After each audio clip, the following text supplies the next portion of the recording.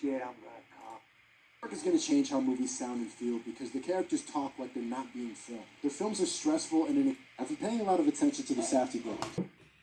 And I started to see the movie and I saw the point he was trying to make on that video, that the actual characters do not change.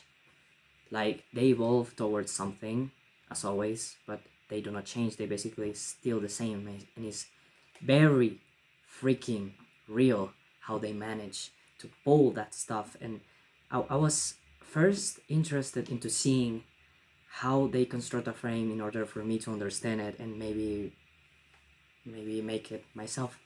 But then I was so invested in their deconstruction of reality that I could not notice the frames. The film was very stressful and very engaging from the start. You can see there's no pause between what characters say to each other. So it's like conversation over conversation, and it's a feeling of anxiety in all of it, and it's a raw, uncut depiction of life, and it's so well made that I wanted to deconstruct it in, like, do a kind of breakdown with this social dynamic that I noticed in, because it went perfectly the same as I experienced in the past.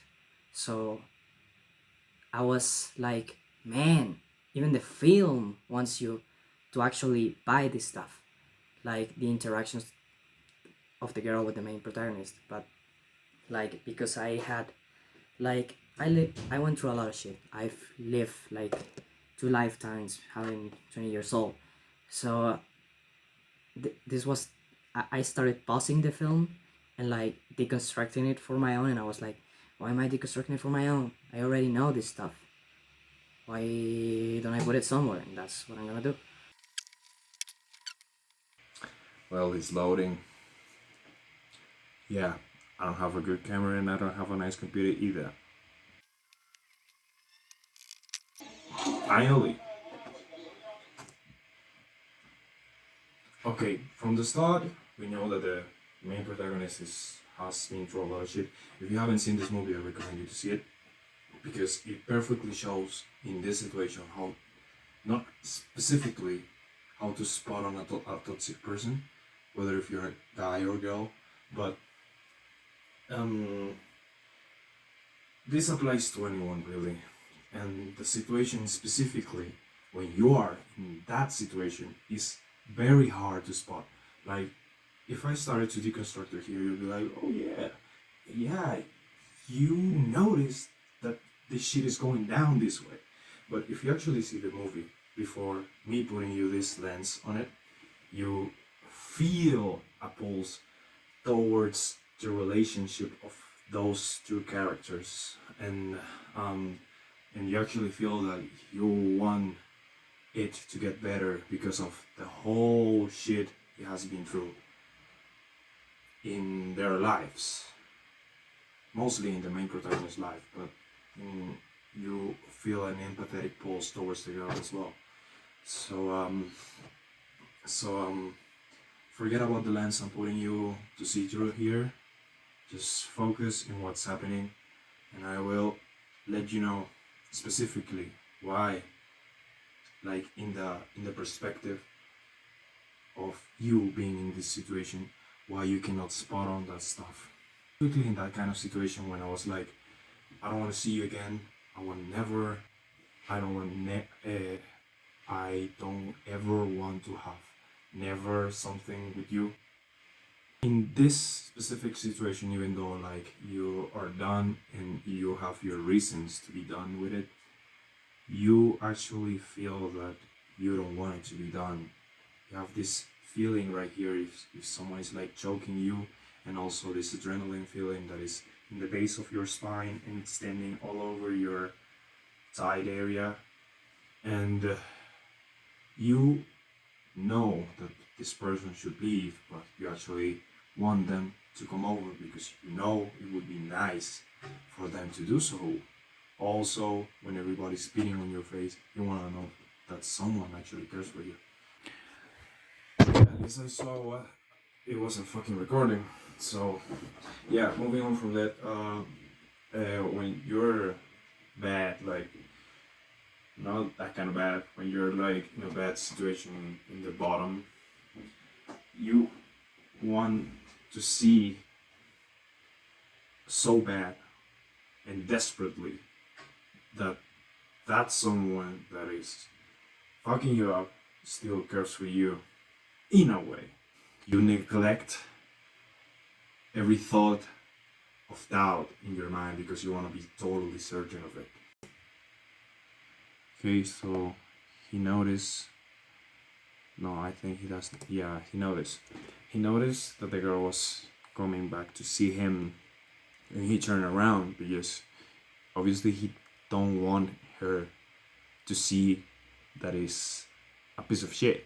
Like she's pulling off this tough persona of I will not let you pass this boundary that I have because you fucked it up, and I'm totally right. So you should be in a submissive position towards me, but also I'm ashamed for you to see me in this vulnerable position because the argument we had before, I was in a strong position and I don't want to lose my control, but it's obvious. Sorry to bother you. What is it? I just wanted to see how the auction went. Terrible. She actually don't want to acknowledge the fact of why she's there because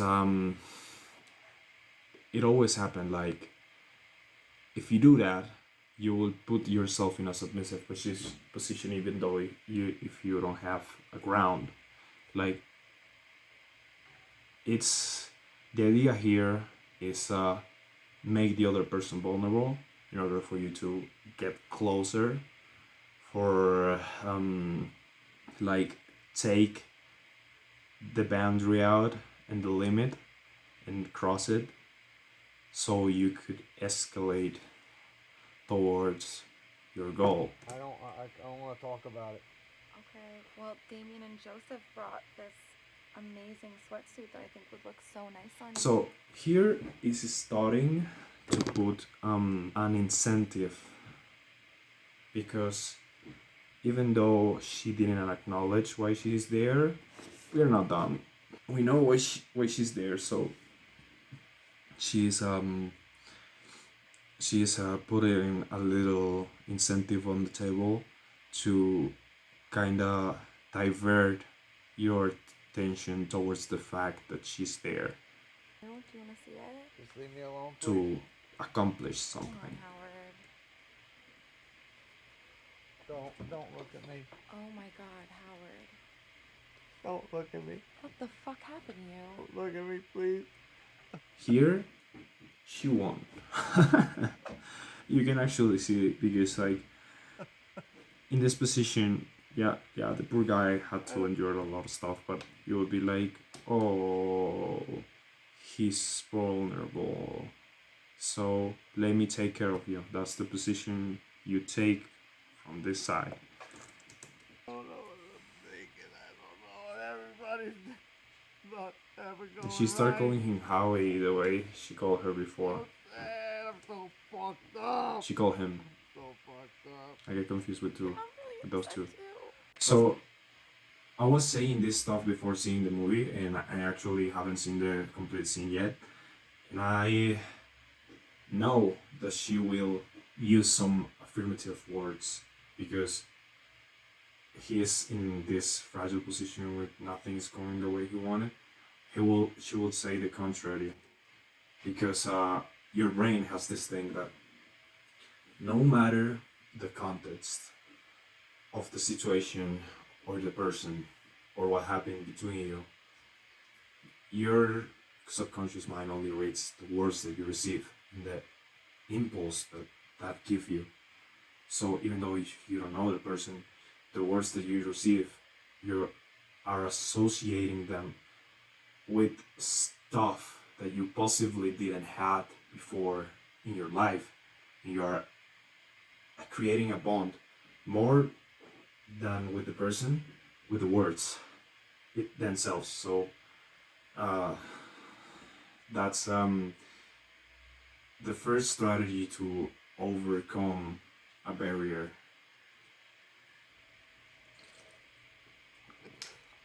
Yeah.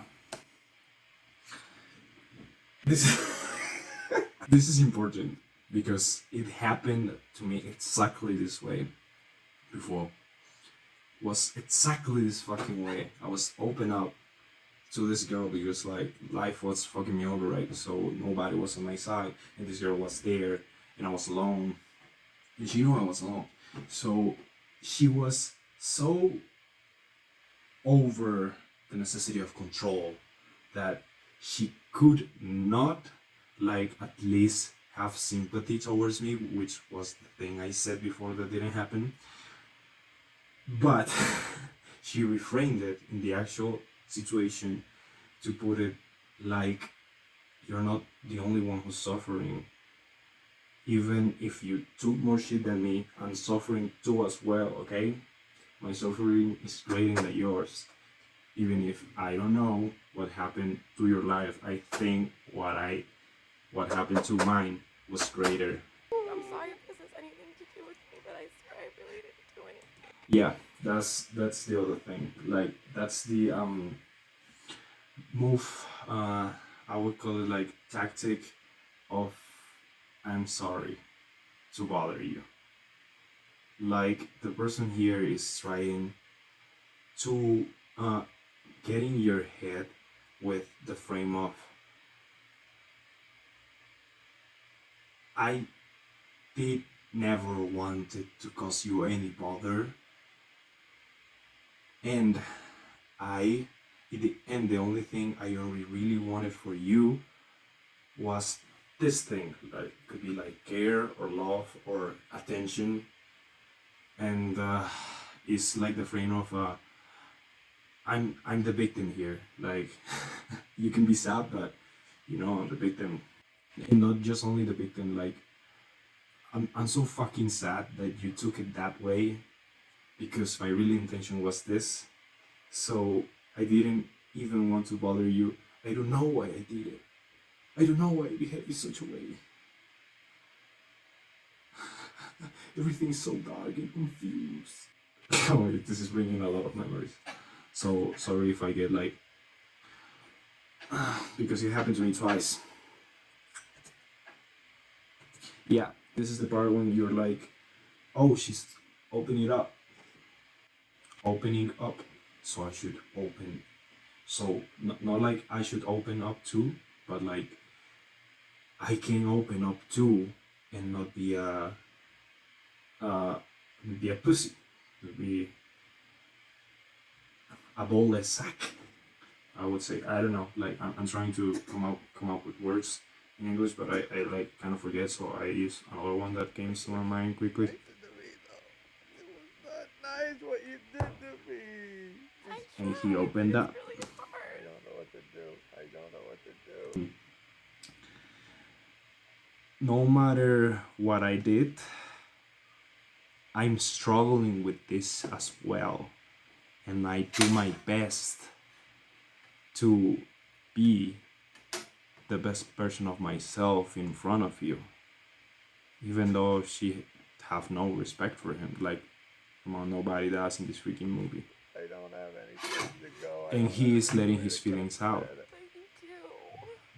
Like, really, Howard. Yeah, he actually, if he goes to his home and his kids do not care for him, his wife mocked in his face a lot of times, and his apartment is empty and he's in debt. So he's saying all that stuff that is going through his mind, and he's, as I told you at the beginning, he's still hoping that there's someone that is gonna hold him, and because of the history he has with her, he hopes that the person that he chooses still holds still with him, and like possibly act after that like you fuck and you forget about, and like the situation didn't came any better.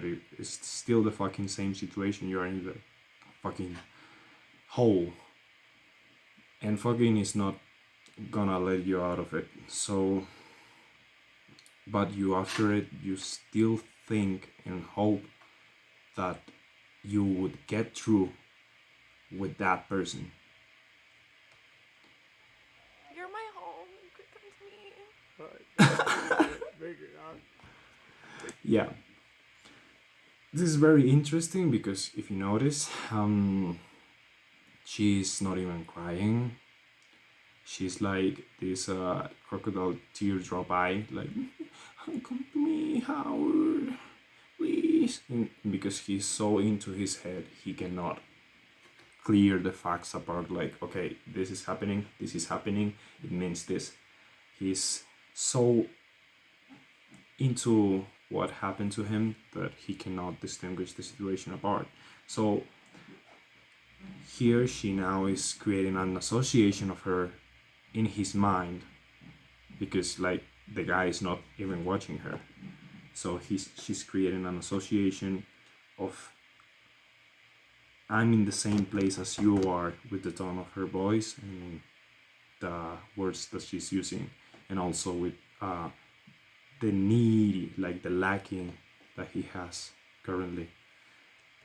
You figure out what I'm supposed to do. And he's trying to hold Everything I on, do is not or he's going gonna right. break. Everything I do is not going right. I don't know what to Yeah, do. he's I right. really don't want any more of this shit. I really don't. I gotta figure this out. I really do. Well, I got you. So, my God, she's not even dropping a tear already. And what happened to me was actually the opposite. The girl I was with actually cried a lot, like with saliva and all that stuff. Like, and I was like, God damn, this girl loves me. No way. Like, I actually bought into the stuff that I told you before this, like the story that the words themselves and the acts have behind them. And I actually thought this refrain was real, but it was not. So what is gonna happen is that she's gonna escalate. Like, I don't know in the case of women, but I know in the case of men, like, we have a chemical reaction towards woman's skin, particularly, and the woman tact and the pheromones and how it feels because of the hormonal process that every single individual have, is very tough for us guys to hold it together in the presence of touch, even when you're very vulnerable. So if you get close, you already lost the fight. That also happened in a case of a guy that that his wife was caught trying to kill him or something like that, and she on the phone like used this strategy, but it was more difficult. But like the guy almost bought it, because the only thing she was having the focus on was into trying to get him to talk in person and not through the phone. That's when you get all touchy and manipulate better. You can't make fun of me. What? I know it's so stupid. I don't know. I got it. I thought it would make you feel better. Look, I can see that now she's trying to open up. not like Okay. Yeah, as I told you before, you have this, when you are in this dramatic situation kind of stuff, like you feel this sensation in in your pelvic zone. This is a very strong energy of I don't know how to explain it. Like, it's like a mixture between adrenaline and wanting and like not being enough type energy, but also like desire, like an intense desire, and the masochism sensation of liking the lacking in a way. So that sensation meets with our hormonal process and the testosterone and all that kind of stuff, it gets confused with sexual sensations sometimes. I'm so crazy about you. Yes, you do. I love you. So this is perfect. This is totally perfect because it's not just the fact that she put that tattoo on her butt that says Howie, the way she called him, but it also says like, I'm thinking of you and I'm your property now. So she actually didn't know this guy is one was about to come to the workplace all beaten up and like in a horrible situation to be in. It came out better, but like she put that on herself with the intention of, you have three parts here. Like, first, I'm gonna show him that even if we broke up, I am able to have his name on my skin, which is not that really big of a deal. Like, see the size of the tattoo there. Like, you can cover it up with whatever other thing you like. And of course, more so if you are into tattoos as well. So you have that part, and also like you get him to touch you in the area that you are not supposed to touch no more, because you're nothing no more. Also, she has this very powerful underlying tool that is implicit, that says, I am of your property. Like you have a label of him, a mark. I have a mark within me that is a label of you. So I could not think anything better. That was brilliant. Okay. You can't even get buried with me. And yeah, I don't have to explain this. I already said it. She's counterpunning the words that he used. Oh, this fucking guy. Do not let him in. Understand? Yeah, this is also important because like after you cry, after everyone cries, I think it's Endorphins. what your brain releases after it. I'm not quite sure, but like you have this sensation of realization and that the things that happen are not that bad, or you feel more like, not actually like that, but more like liked in a way within you. So she's counterparting the feeling, like she's taking this feeling of total sadness and sorrow and identification of both into the same feeling of worthlessness, and putting a jump between it and the other sensation that is everything's gonna be fine, we're gonna be okay, we'll fix it together. And I said it before, like you, when you are in that fucking position, not like the girl but more like the guy, in that hole in your life, what you want is that. What you want is someone that is still gonna be there after all, and you're willing to forget even if you didn't fuck up. But does not make it better. Everyone knows that, because what it's gonna create is that the other person know what your boundaries are, when and how to step on them and past them. So you will create this inferior position in the dynamic,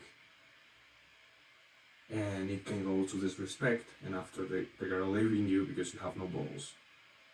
So yeah, she's reframing it, and she's creating this space towards the this polarity of the negative towards the positive. So in the underlinement here is that you're getting what you want, like not her, the guy is getting what he wants from her. It's not truly what he wants, because he wants to be respected and he wants to be loved, and that's not happening. But what you want in the moment is having someone. Now he feels more worthless, even, like, even more down in this process, and he's fucking it up so bad, because she entered in this position of weakness, and as we know, she didn't acknowledge the weakness, and he acknowledged that weakness, but from himself, which is stupid as fuck. But when you're in that position, you don't notice, because you feel so bad that you want to have someone at least having pity for you, because you feel pity for yourself, and you just want to be hugged. And I don't know how to say this, when someone, well, you get this, like, yeah, Robin, it's Robin, I think it's Robin, and someone that tells you that everything is gonna be okay, and we'll solve it together. So the goal there is escalate and go to sets, because it's like the main bond that is like, once we get to that, we are together, we are connected, and nothing can keep us apart again. And that's what she wants. She don't wants to be left behind, because the guy was paying her an apartment, and God knows what more.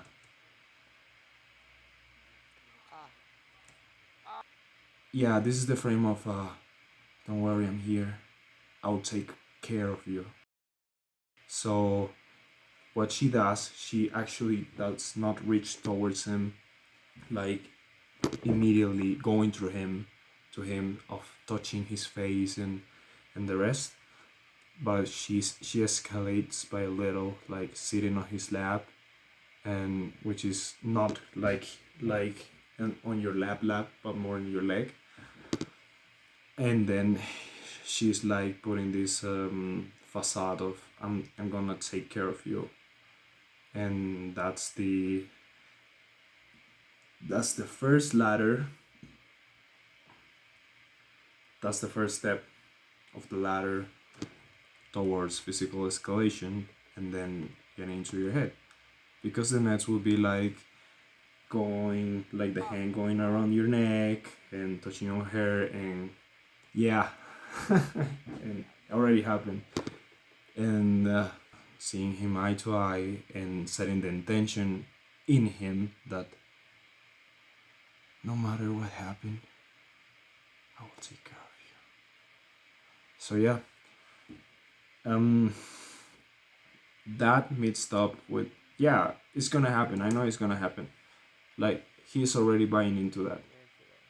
They are looking at each other. Yeah, and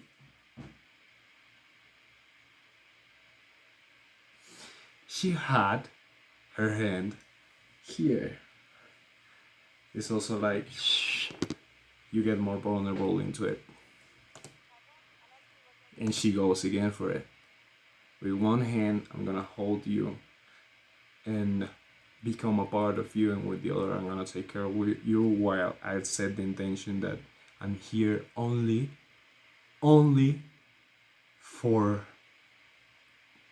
to take care of you. This is Howard. Hi, yes, I got your message from Damani about the jam. We're at the bank right now. Oh, so does he want it? Yeah, we can see that she does not lose her objective and in any way, like the sire look, even if he's distracted. yeah, you can tell, like, even if you're not looking to the person, you can tell, like, oh, this girl wants me. So these little pieces together are creating a scene in which you are composing a story in your mind of something that is happening just in the moment but didn't happen before. So you start to remember the good things more than the bad things. Yes, yes. Kevin's still interested. We could actually do this. It's like we discussed, right?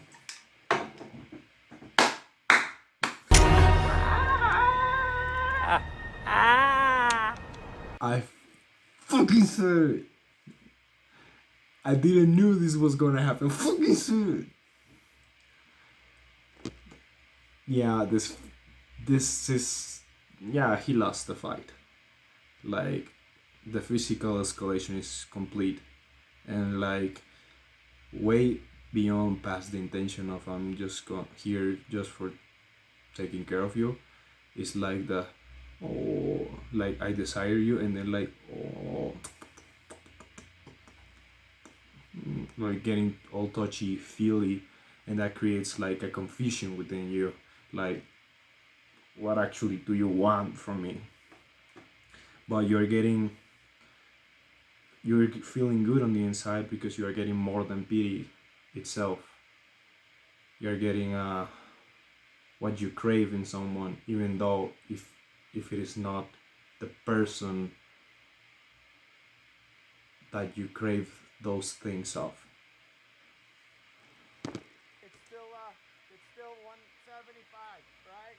Yes, In cash. yes, in cash. Like I said, we're at the bank right now. Kevin, yes. And you cannot focus, no matter what hard you have it, you cannot focus having this done. Every single hit is like a dopamine hit, and it's not just also like a dopamine hit. You feel like you're being overwhelmed. Just like the feeling of the sexual feeling is mixed between with the pettiness, pittiness, and and the and the sadness and sorrow and confusion you have. So you are mixing and associating within your mind those feelings towards the person that is creating the other feeling. Okay. I'll see you soon. Goodbye.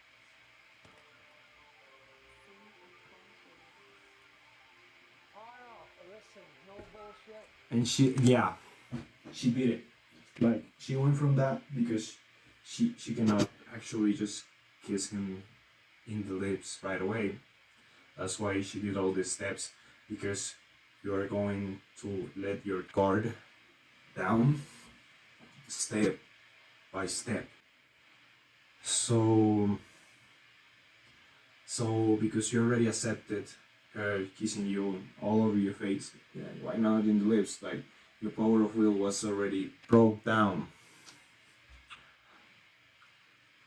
And this, like, mixed with the epicenter of the scene, is creating this, not this, like, this escalation of sadness or pity, and then go for happiness, bonding, and we're together type stuff, but also like happiness because of the call, like the news of the call. Like, he's actually not getting out of the hole he was. The situation is not getting better for him.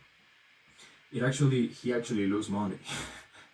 He actually lost money a lot, but he's not in the same hole he was before. So that makes, as we said before, like, your head gets overwhelmed with all the stuff that happened and that you went through, and you crave someone that stand by your side after all the stuff goes down, and you want someone by your side because you want to believe so bad that you can turn it around. So bad, even if you don't believe so, you want to believe so bad that you can turn it around, and you can make it, and you associate these feelings with that you can make it with this person. So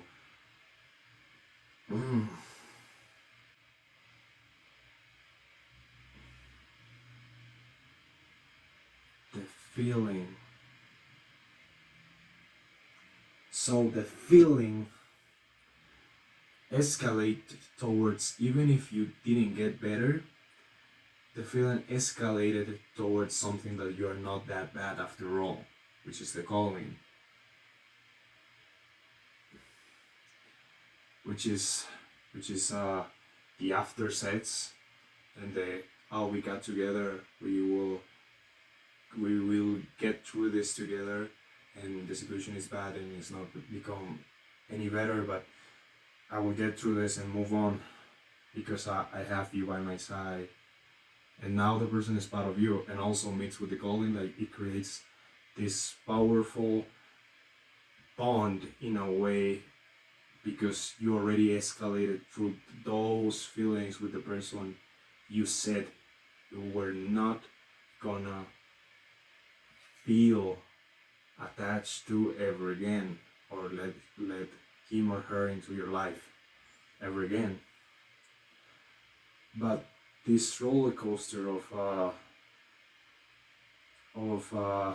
stepping off your own power of will and letting the person get close to you and then actually talk to you and receive the words kindly towards yourself, and then let them get physical and in your head with the movements that they do and the words that they say. That is what you want to hear, by the way. And also like the feeling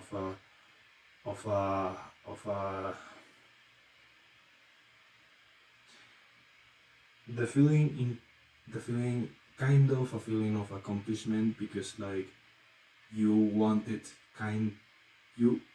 kinda tested out the person and that she or he actually cares for you, when your real intention was to get the hell out of that shit. So you're feeling this sensation of putting a test and someone passing it, like accomplishing the care of another person. So that's why he let her treat him that way, because that was what he prayed of, but not the person he was. Well, actually, he could trade off those things from that person, because in his mind, I bet the guy didn't think that there was actually more possibilities in his life that he could now meet that are not as toxic and manipulative of the person, like that person. But the history between both of you is creating this sensation of I cannot get nobody like him or her. I cannot get no person like this ever again. Or even if I try, it will take a lot of time. Or even if I try, maybe we cannot get this personal connection. So I refuse to let it go, because I never ever again can and will found someone who can who I actually could relate to in the way I'm relating to to this person in particular.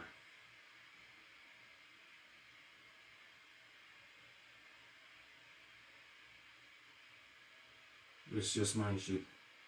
Like, my point here is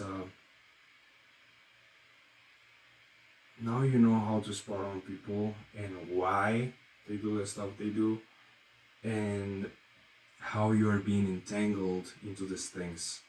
So watch for those signs. Like, if you watch the movie, you can actually debate with me with the fact if she's toxic or not. I believe she is, because she did it perfectly.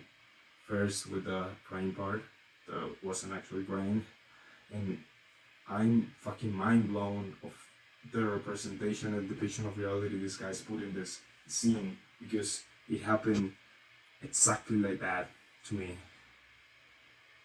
And I want you to know that you don't need nobody. There are, if you're a man, there are like almost 4 billion women and almost 4 billion men. Like, actually, you know how many fucking people that is?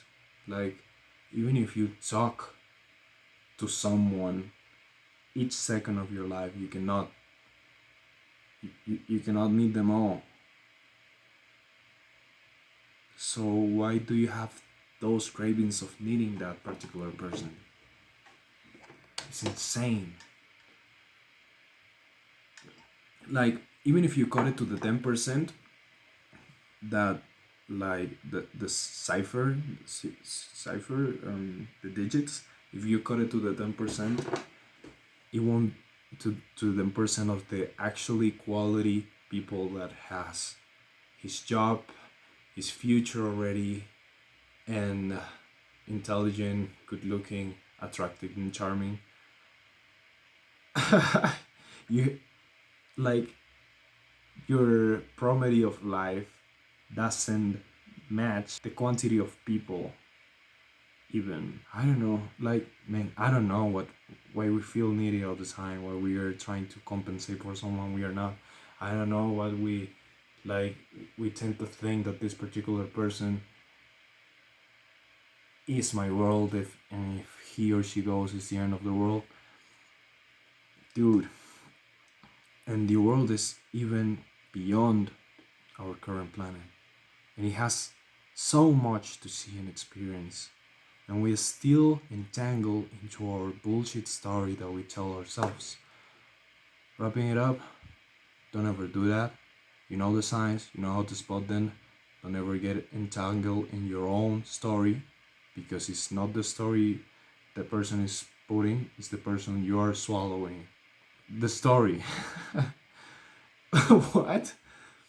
Yeah, it's the story you're swallowing. So,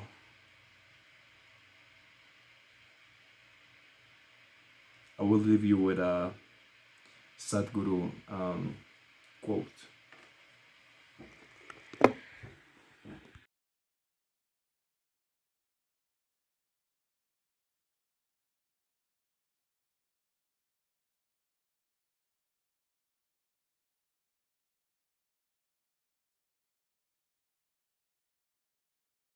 I want you to understand, God will not lift his little finger for you.